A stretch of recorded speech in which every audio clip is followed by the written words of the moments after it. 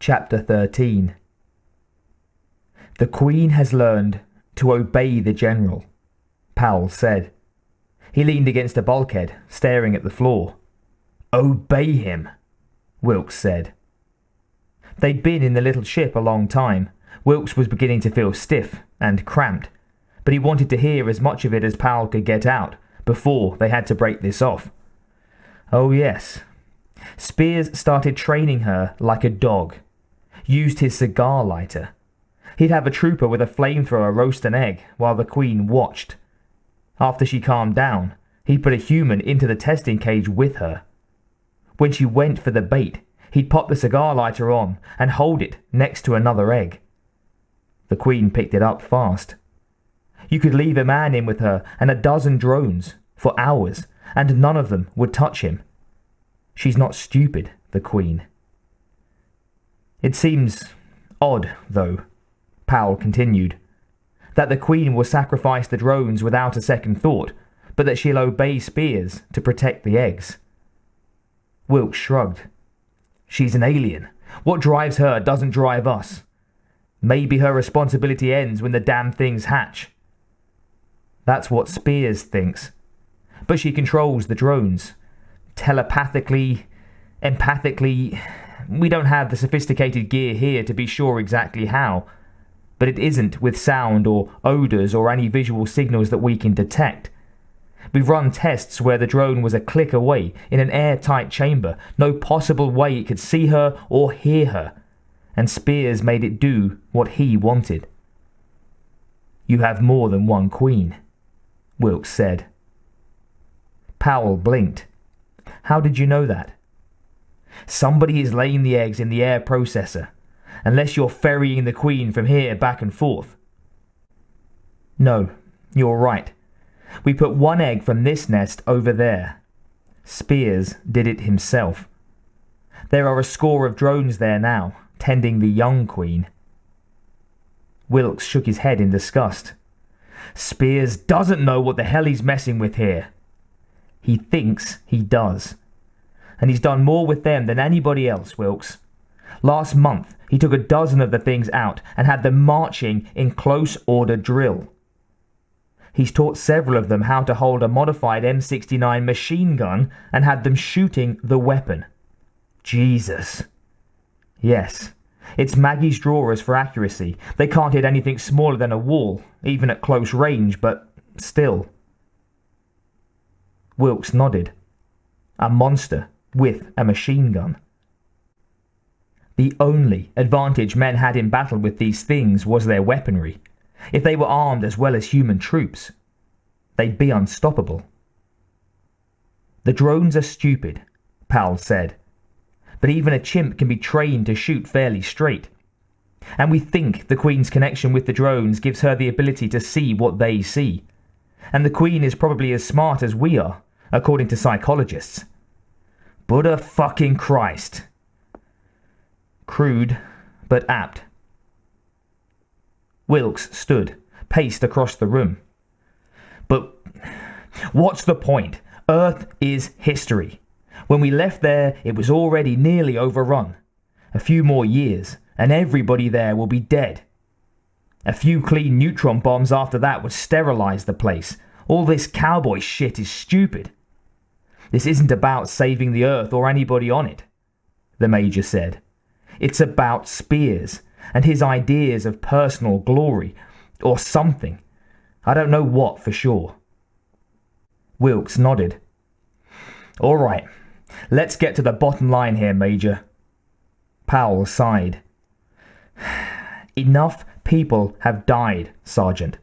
This has to end. Spears is at the air processor plant. There's a magnetic storm heading this way. Sunspot activity on the primary is up. Spears will be delayed some hours, maybe even a day or two, before he can lift and return to base. We need to begin our preparations now. Wilkes nodded. All right.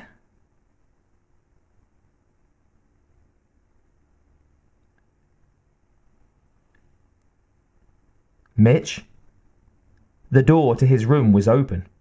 He was half machine now, but the android part of him was programmed for sleep, to enhance his human characteristics. He lay on a pallet, on his back, a sheet covering him to the chest. "Come in, Billy."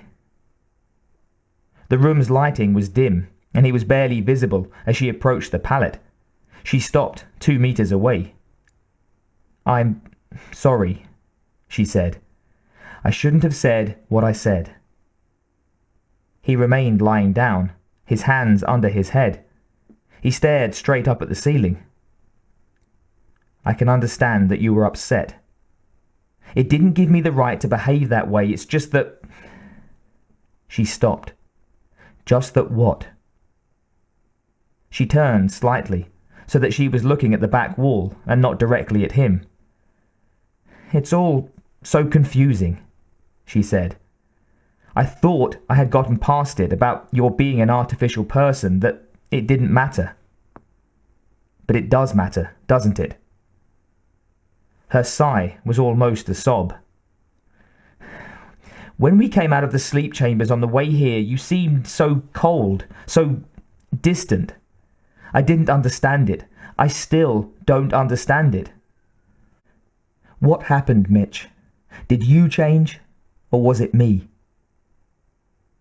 Now he sat up, the sheet draping down around his waist, covering the metal skeleton and revealing his bare upper body. He looked human to her in this light, was human, she reminded herself, but not quite the same as she was. "They made us to be as much like humans as possible. We're as far away from the first generation synthetics as they were from robots. Almost human." Funny, there were rumours we heard when we were still damp from the vats. The next generation of synthetics could not only pass for human among womb folk, they would be born thinking they were human. Memory tapes of childhood, family, full implant blocks of internal workings. Anatomically perfect, right down to a dye in the circulation fluid, so it would look like human blood to a naked eye. They would not only look like naturals, they would believe they were naturals. There would be inbuilt laws of function, of course, but the new APs would simply think they were personal ethics. They'd have the same energy requirements, ability to process food, oxygen, normal elimination, same natural cycles. For all practical purposes, they would be people, save that they couldn't reproduce. And they would be stronger, faster, and more durable. "Mitch, of course," he went on, ignoring her interruption. The question that immediately arose was, what's the point? If you want real people, why not make them the old-fashioned way, parent or artificial wombs? And the answer was that they would be expendable, able to do the dirty and dangerous work that real men didn't want to do. Radiation disposal, exploration on hostile worlds, pressure rescue, suicide missions for whatever reason. The new androids would be perfect, acceptable in polite society, able to move without upsetting the most delicate sensibilities, but throwaways. Instant third-class citizens, no, not even citizens, but property, slaves, loyal as dogs, ready to leap at the proper command. Jesus, Mitch, I'm not finished yet. But to get to those happy models, they had to experiment, stir in the proper emotions, so the passers for human would laugh at the right spots, cry when appropriate, even fall in love when necessary. So here we are, you and I. It worked. My fake hormones did what they were supposed to do, and I fell for you. Only thing is, there's enough of me outside the emotional part that I can understand it, apart from these feelings. Billy turned and looked at him. "And you resent me for it," she said finally. "No, not you. See, I do love you, but I resent them for making me this way. They didn't give me any experience, any guidance, any way of dealing with this whole thing rationally." Billy smiled. Small, sad, but a smile nonetheless. His eyes were better than hers. He saw the expression. Something funny about this? She heard the anger in him. In a way. Nobody ever gave me any guidance or way of dealing with this whole thing either, Mitch. Love and logic don't go together. You're looking for a nice clean path to walk. It doesn't happen that way very often among us naturals either. Love is usually messy, cluttered, sometimes painful, and just plain awful. At least you had a choice, he said. What makes you think so? We don't get to choose any more than you do in some things. You could have walked away. You didn't have to love me.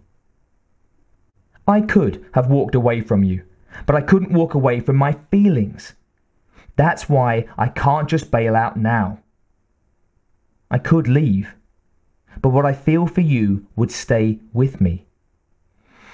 This is beyond my capabilities to understand, he said. Well, welcome to the club. The silence stretched long between them. If only he had told her before they'd begun. If only she had known. She wasn't a bigot. She could have gotten past it, could have accepted him. Really? Are you sure about that, Billy? Are you? There was the damning part of it. She wasn't sure. Not at all.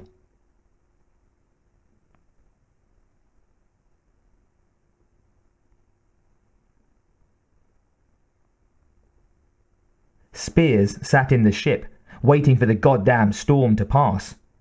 Stupid. He'd known the solar magnetic activity was up. There had been swirls forecast. He should have destroyed the traitors and hustled his ass back to base. They could have beaten it, if they had hurried. Well, done was done. No point in crying over a broken plan. Best he make use of the time. There were some combat scenarios he wanted to run. The Comp Sim unit had the latest learned commands the alien troops had assimilated logged into it. They weren't a crack fighting unit yet, not by any means, but they were getting there. It was just a matter of time. And when they were ready, nothing in the universe could stand against them. Spear's word would carry more weight than God's when he had these troops whipped into shape. Yes, indeed. Just a matter of time.